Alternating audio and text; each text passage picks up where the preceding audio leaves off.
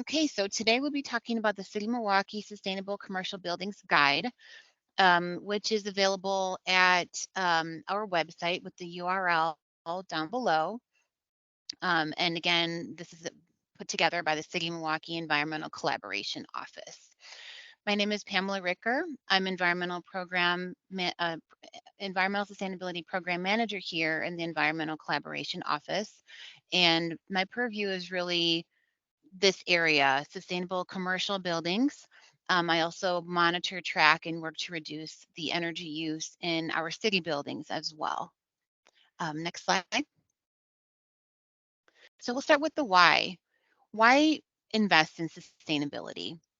So really, environmentally sustainable buildings save building owners money first and foremost, increase property values, and really provide more comfortable surroundings for their occupants. Reducing energy use from buildings is also a key component of fighting climate change. In a 2018 greenhouse gas inventory that was completed for the City of Milwaukee community-wide, a full 76% of those emissions came from just the building sector, including commercial buildings, homes, and industrial. But if we're talking about really just commercial buildings, which is a focus of today's webinar, a full 25% of those community-wide greenhouse gas emissions in the city of Milwaukee come from commercial buildings. So it's often a reason why, this is the area where we really focus in on, as commercial buildings make up a lot of our kind of square footage in a city. And so there's really an opportunity to make great reductions in energy use and greenhouse gas emissions, as well as saving building owners money by focusing around ways to make those commercial buildings more sustainable. So using this guide can really help you on your sustainability journey, as well as reaching out to local resources and different organizations, including Wisconsin Sustainable Business Council and the Wisconsin chapter of the U.S. Green Building Council. So there are other helpful eco guides as well on our website. There's the design guidelines for commercial buildings, which shares the history, purpose, and the use of sustainable urban design in Milwaukee. There's also a commercial rainwater harvesting guide, which talks, more about the water side of things, particularly the stormwater management in buildings. And this guide really helps building owners to identify different means to harvest rainwater when we get those large storms, um, and reuse that water as well. These different types of systems, really will, and the complexity of the system will depend on the type of water collected, whether you want to reuse it for irrigation, for flushing toilets, for cooling towers, fire suppression, manufacturing processes, washing vehicles, laundry, or filling pools. There's really a lot of different ways that this water can be harvested and reused in a building, and that guide available at our website is really a great place to kind of explore the opportunities. So turning, more to a lot of the topics and the technologies that we're talking about today, there are a number of sustainable building features that you can include in your building, that are becoming more available, more accessible, and more affordable, as well as, there are increasingly more, particularly federal incentives to help building owners to be able to implement these types of different sustainable technologies in their buildings. So just looking at this great graphic here, starting in the upper left, there's solar PV or photovoltaic panels, which can help to provide electricity um, and power to the building. There's also heat pumps, which are efficient systems that provides both heating and cooling to commercial buildings, that can be, and that those systems are run on electricity. So, we see more and more buildings looking at ways to, dramatically reduce their greenhouse gas emissions. One way you could do that is by, using solar PV on your roof and then using the electricity produced by those solar systems to power your electric heat pump. And that way take care of both the heating and cooling in your building in a way that is very efficient and has really, no greenhouse gas emissions associated with that. There's also probably more, um, some controls that we might think of that come to mind that have just been around for a while. Different lighting controls, the use of occupancy sensors and dimming sensors so that lights are not on when nobody's in the building, or lights can be dimmed later at night. Just smart ways to stop that waste of energy use. Um, there's also different ways, different, window shades and different things that you can do to try to reduce the heat that can be created when you have a lot of sun and a lot of solar energy coming into your building. Ways to just shade that and reduce your cooling expenses in the summertime, let's say. There's also probably area that people are very familiar with, using highly efficient fluorescent or LED lighting. LED light bulbs really reduce energy use about 60%.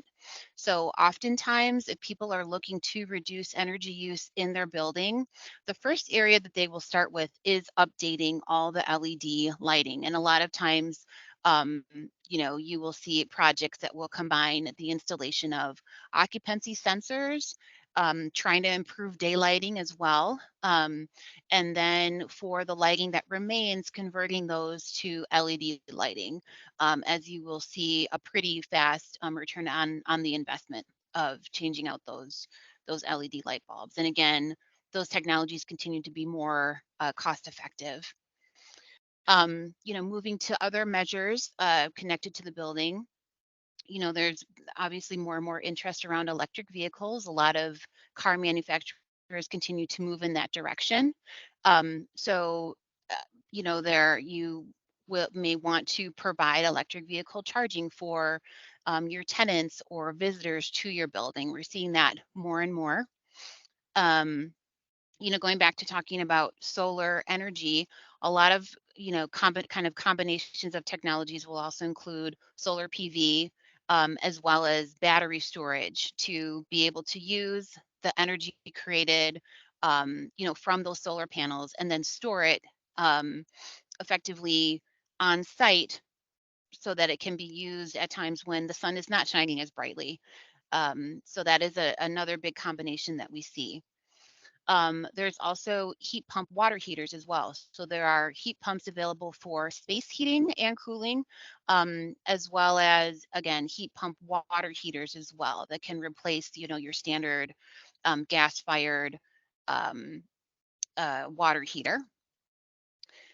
There are also just kind of building automation or building energy management systems, which are, utilized more and more, again, just to make sure that the energy that a building is using is done in the most efficient way. So, this could include in the summertime, you know, you might just drop the air conditioning when people are not there. Obviously, have the temperature go a little bit higher when there's no one in the building, and then having that cooling kick in more at 8 or 9 a.m. when you start to have occupants. Again, just really trying to find ways to reduce energy use, not waste energy use, particularly when there's nobody in the building. Um, Turning to other different appliances, we're seeing increasingly efficient kitchen equipment, very efficient refrigeration units. There's also a continuing conversion to electric or induction stoves as well that again can be run on electricity that can be powered by, let's say, your PV system on your roof. So really having kind of an efficient, effective system in your building that really becomes self-sufficient and can be run on renewable energy. Oh, and another really key point as well is, looking at computers and office equipment. Are there different things that you can do, power strips or different automatic controls that you can use to make sure again that if there are computers in your office that they are at least in sleep mode or in low power mode when no one is there. So you can go to the next slide. Oh, sorry. Oh, if we want to go back, I don't know if anybody would, just want to mention here, are there certain, different improvements that you're interested in making to your commercial building? Um, I think maybe you could put those in the chat and we could talk a little bit more in detail about that at the end of the presentation. Thanks. So we can go to the next slide now. So we've really highlighted here 4 different steps for success. Step one is using benchmarking for your energy use, tracking and looking at your energy use that is, and really coming from your utility bills, just looking at that. And so that you are able to measure what you're using, and then there in that way, look for errors or look for ways to improve that energy use with the thought that you really cannot improve what you don't first measure. Step two is conducting an energy assessment. Step three, setting your sustainability goals. And then step four, taking advantage of incentives and financing options. So starting with benchmarking, can be somewhat of a wonky term. So just to kind of start at the baseline, energy benchmarking is an important tool for managing building energy use. At its core, benchmarking tracks energy use over time and allows the comparison of energy performance to a building's past performance, as well as to other similar buildings. It helps to identify abnormalities, as I mentioned, different mistakes, or if you see a dramatic increase in energy use at a site. Um, these tools really help you to find those and identify those issues that may be going on at your building. Um, and as well as looking at areas where you can improve and reduce your energy use in your building. So the benefits are really being able to visualize your building's energy use, and then comparing your energy use, your size, and your type of building to other similar buildings in your community or across the country to see how your energy use compares to others. And then, you know, by benchmarking, you need to benchmark your energy use.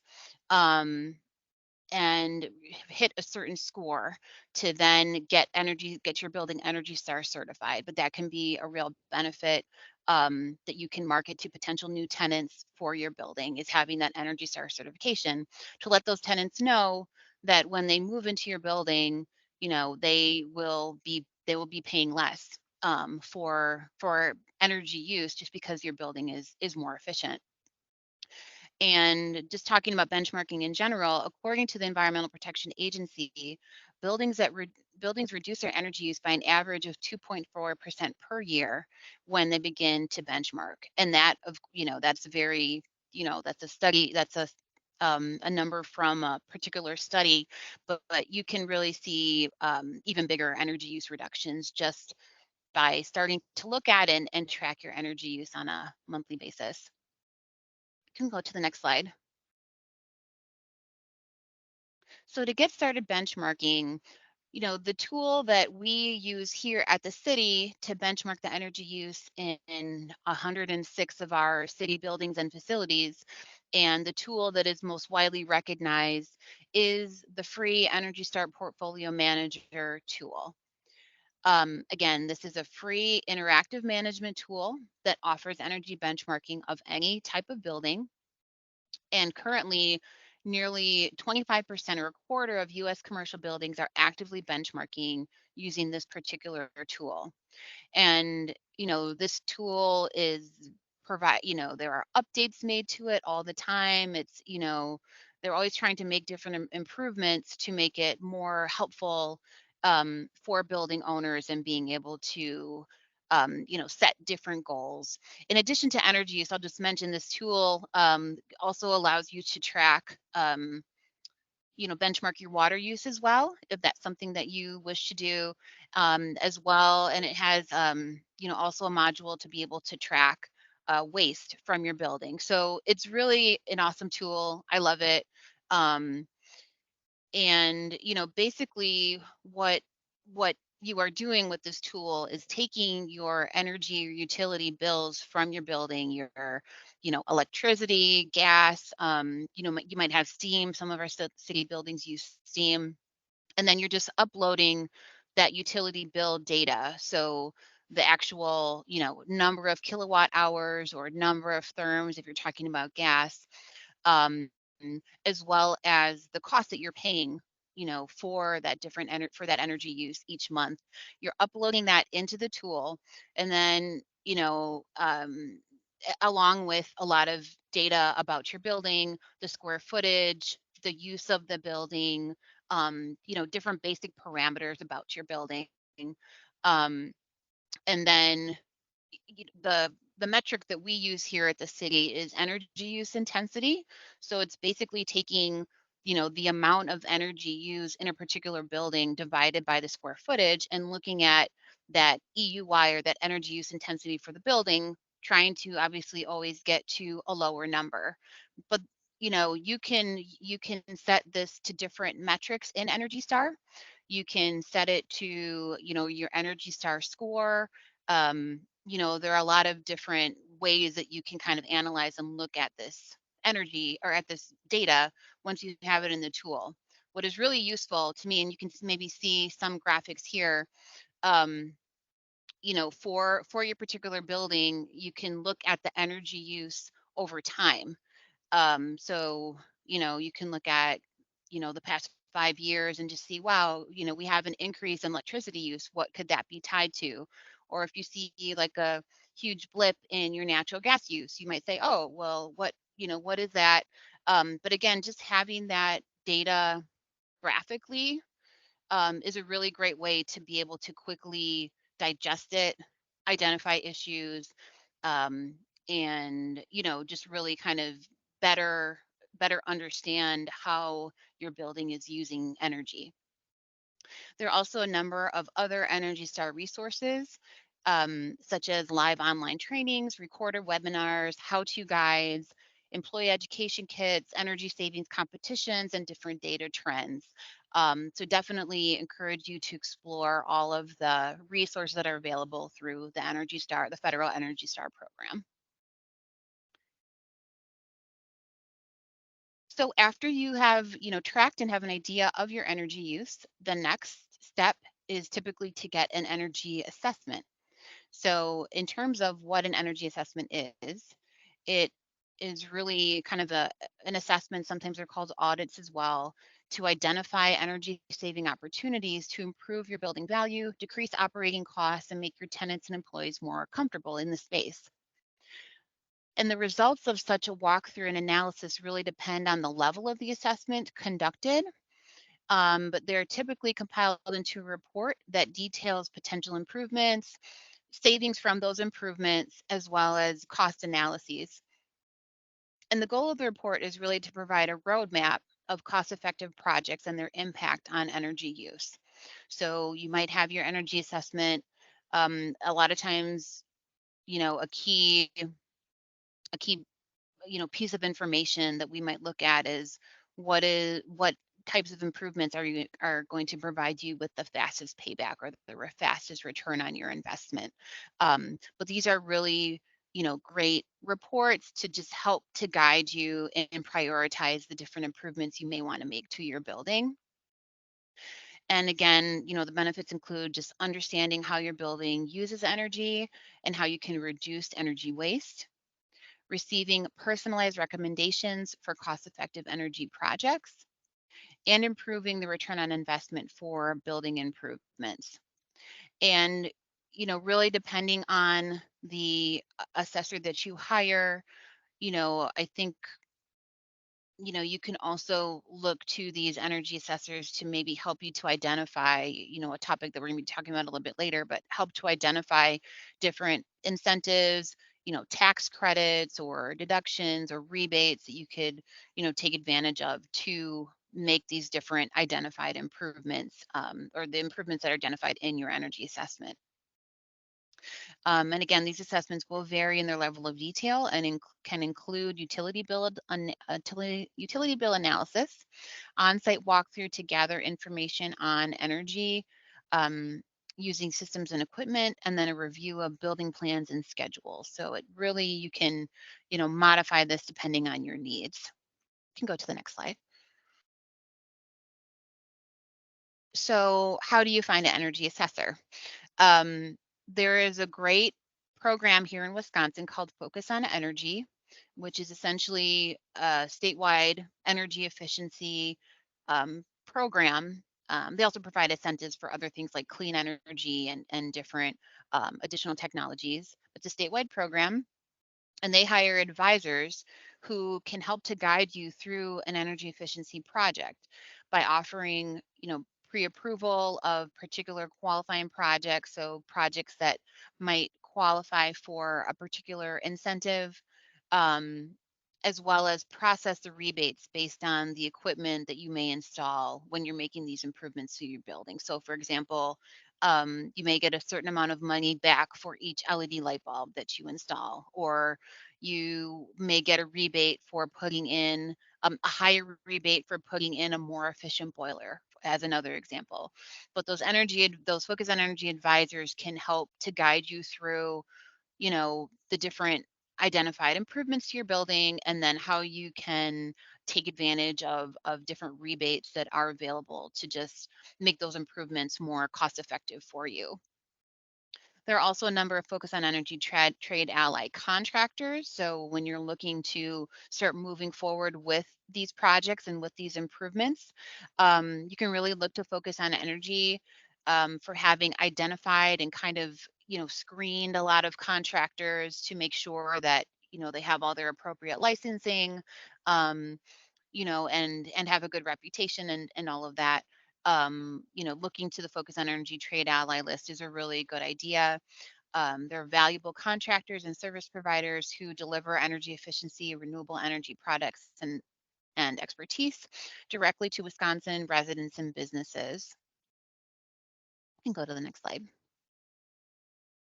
So, there are also sustainability challenges that can, help kind of add another layer of fun or competition, something to work towards as you're trying to make your building more efficient and more environmentally sustainable. So some of these challenges, it might, before you, or if you're looking to set different sustainability goals, it can be helpful to connect with local, national, or global challenges to align your work and advance collective efforts. This can, a lot of these programs, if you sign up, for example, one program that the City of Milwaukee participated in several years ago was a Better Buildings Challenge, and that provided us with a number of, technical assistance, help, financial help to, to get to try to achieve those improvements um, to different buildings. Right now, I believe the most recent challenge being put forward by the federal government is the Better Climate Challenge, which is even more ambitious. I believe it requires a 50% reduction in greenhouse gas emissions. Um, Across a particular organization or a municipality even. But signing up for those challenges can be something that you can, market as something that you're doing. But again, can also connect you to a lot of different resources and, um, you know, different opportunities to be able to better achieve those goals and kind of have the camaraderie of, other organizations or buildings that are, moving in that direction as well. So again, some of the benefits include being recognized as a leader in the community and beyond, taking part in collective action to better reach shared goals, and finding a clear sense of purpose and direction in your sustainability journey. And again, that competitive aspect of the challenge can drive greater results and motivate your team to push further than you might otherwise.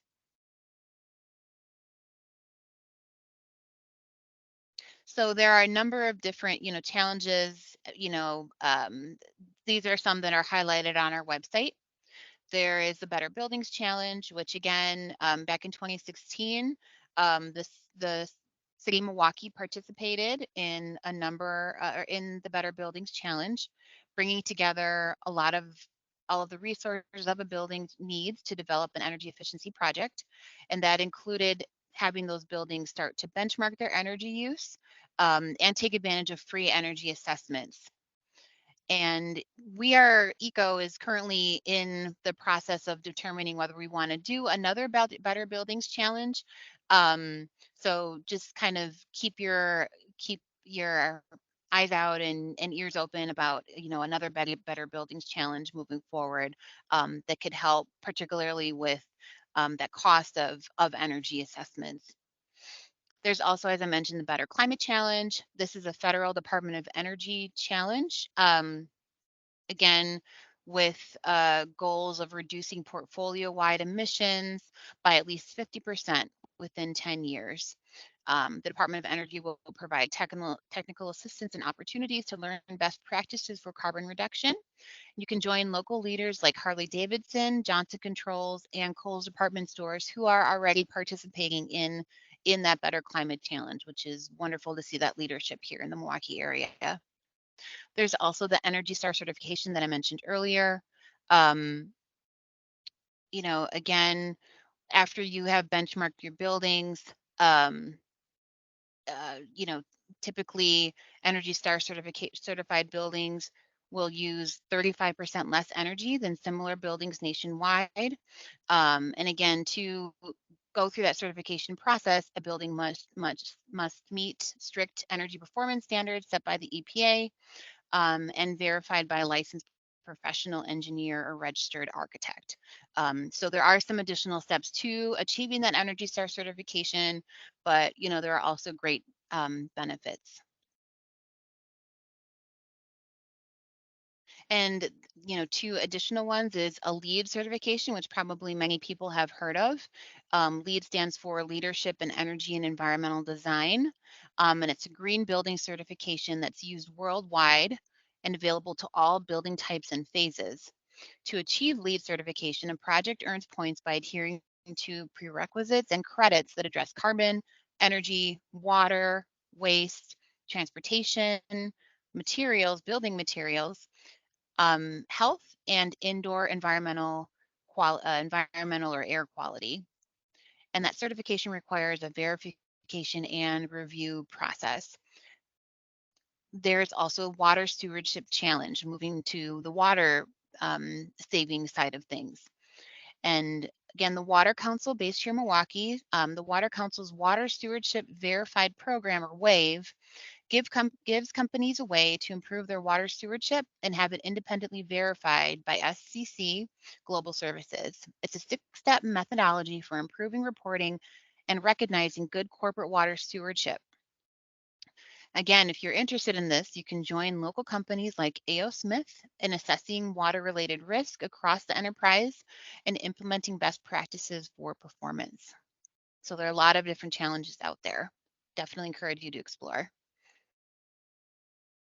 Okay, finally, going into financing and incentives, which we understand is usually the key aspect of moving projects forward. So, what different financing options and incentives are available? So, really finding the right resources to support your project is essential to funding major improvements that deliver on sustainability goals and realizing cost savings. Resources are available through financing programs as well as federal and statewide rebates and incentives. You can really get started by considering the selection of resources available specifically for commercial buildings. And again, the benefits here include a variety of eligible projects and improvements, the ability to layer resources for maximum benefit, and the combination, particularly right now, of private, federal, and local funding resources. So you may want to consider the types of improvements you will be making, the project type, and your sustainability objectives when you are looking for different incentives and financing.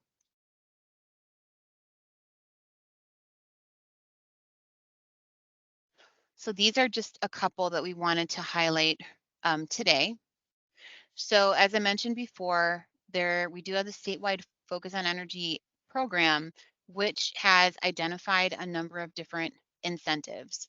And those incentives can be what they call prescriptive, which is basically, they have determined that for installing a certain level of efficiency boiler, you will get $250 back. That is, a prescriptive incentive. But if you're going to move forward with a project, I definitely encourage you to reach out to Focus on Energy and particularly an advisor because they can help you to identify those prescriptive, rebates and incentives that are available, or kind of look at your project as a whole and determine different custom incentives that may be, or custom rebates or incentives that may be available to you as you're moving that project forward. So again, the state of Wisconsin Focus on Energy program offers incentives and rebates to commercial buildings for areas such as new construction and renovation, equipment replacement, operations and maintenance, renewable energy additions, tune-ups of buildings. So a tune-up is kind of making sure that all of your building operating systems and your heating and cooling equipment is all working properly, as well as energy assessments and even unique offerings like roadway lighting. So definitely Focus on Energy is a great program to look into and see what may be available for your particular building type. There's also the Green Innovation Fund, which will be the first environmental and clean energy fund in Wisconsin. It's commonly referred to as green banks. The Green Innovation Fund and its partners will leverage public and private financing to invest in projects that provide environmental and clean energy solutions. So this is basically the Wisconsin Green Bank that is coming together. I believe they're still in development right now, but that is a great source of green financing to look to. There are also a number of incentives currently available and more that will be becoming available later this summer um, through the Inflation Reduction Act. Um, but again, I should mention a lot of those incentives that are out there probably have heard of IRA incentives and things like that. A lot of those will be administered through the existing Focus on Energy program because they already know how to administer rebates and all of that. So, definitely encourage you to check out the table on our website of the different incentives that are available for commercial buildings. But also you can reach out to Focus as they will be the program administering a lot of those rebates. Other incentives that are currently available are actually tax deductions and different tax credits. So that's going to be, more something that you might want to just connect with your, tax attorney or your tax consultant to look into. Um, but there are a number, as I mentioned, a number of different credits, rebates, deductions, grants, and loans for property owners to make energy efficiency retrofits um, and do efficient new construction. There's also funding available to improve the energy efficiency of and reduce greenhouse gas emissions in commercial buildings. And so, there are and will, again, be more rebates available for converting from, let's say, like a gas-fired heating system to an air source heat pump that is run on electricity, as that is going to have much lower greenhouse gas emissions. Um, so there are a number of different incentives. There are so many, and they get kind of complex. We couldn't go into detail about all of those different programs today, but we have a great table set up on our website under sustainable commercial buildings with different links to connect you to more information on those incentives. We also have the City of Milwaukee PACE financing program. PACE stands for Property Assessed Clean Energy. And so working with the City of Milwaukee PACE program, you can leverage private capital for upfront improvements um, to your building, energy efficiency, clean energy improvements. The program was also expanded almost 2 years ago now to allow for PACE financing to pay for things like electric vehicle charging, different green infrastructure improvements to your building. So it is really a great program that can give you a longer period of time on your loan to be able to, pay back the improvements that you make to your building. And again, the way that works is payments are collected through a voluntary municipal special charge to affordably finance energy or water efficiency, renewable energy reliability. So that can be if you want to add energy storage or battery storage to your building. Again, electric vehicle infrastructure, green infrastructure, and other resiliency improvements to your buildings. And there is a whole site on our website about the PACE program. There are a number of different webinars that kind of go through how that works. And always feel free to reach out to me if you are interested in the PACE program.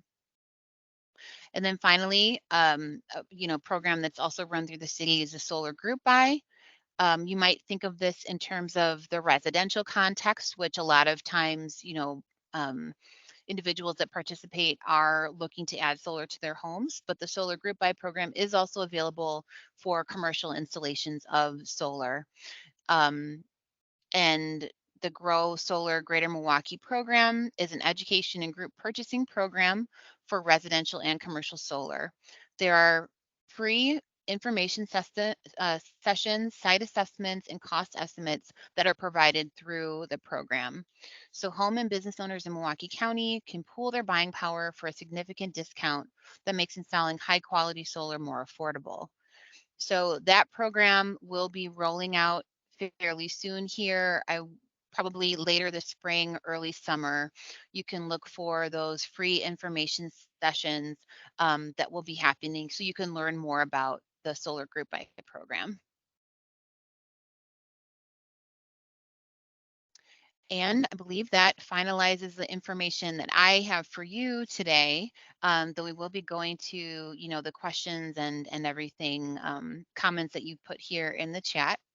But I mentioned a lot of programs that are existing and programs that will be rolling out. So the best way to keep on top of what is available is really to sign up for our quarterly newsletter so that you can know the different programs that we're developing, or when different programs will be starting up, different resources that are available.